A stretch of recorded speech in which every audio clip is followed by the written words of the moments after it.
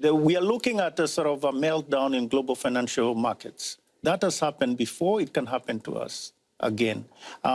We are reasonably okay with Brexit because we've been assured that the transition will be neutral in terms of trade impact to us. But we still don't know how that will impact us indirectly. As you know, for instance, now the global growth has been scaled down quite dramatically.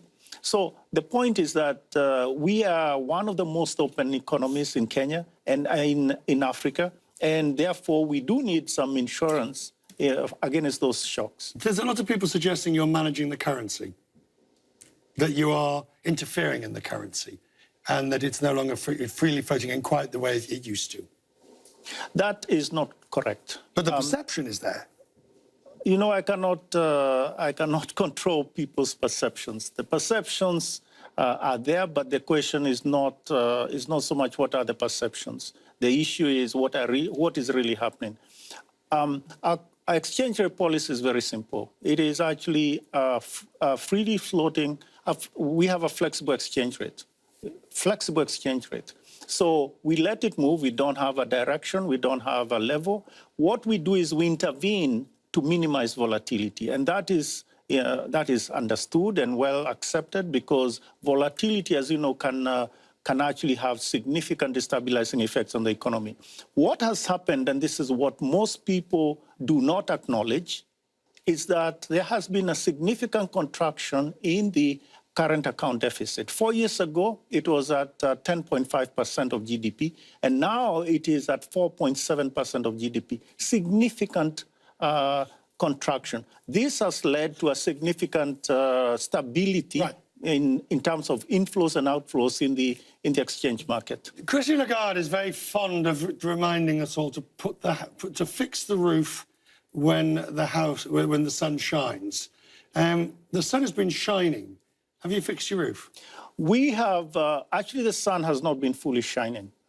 So it's not now. Well, even then. Frankly, we have had a lot of work that we have been doing in the background. For instance, what are the things that we needed to do? This is probably how we've been fixing the roof. First and foremost, creating an environment of macro stability, meaning bringing the macro balance in order. Secondly, the inflation. Inflation is well anchored. The expectations on that are well anchored. It's below 5%. The range is 2.5 to 7.5%. That's what we've been prescribed. Mm-hmm. But actually, it's at 4.4% today.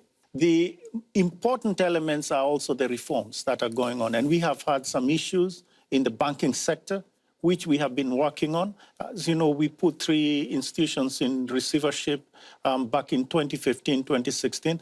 And now there has been significant consolidation and strengthening of the banking sector. Did you have a good Washington? Was it a good fund meeting for you? Actually, I think it was kind of disappointing. Disappointing because the news was bad, right? Global growth is going down. And secondly, there wasn't a solution for the fundamental problems that ail everybody. One of which is, if there is a problem, how will we deal with it going forward? Because the issue of collaboration has since gone out the window. And in that sort of international environment, collaboration is extremely important. But are we at a situation where the reason collaboration's gone out the window, one of the major reasons, maybe not the only, but the major, is that the US is no longer collaborating? That is true. At least the sense is that the US is more focused on its own domestic politics and in its own domestic objectives. But the problem here is that no one is an island to themselves. And so every one of us will hurt.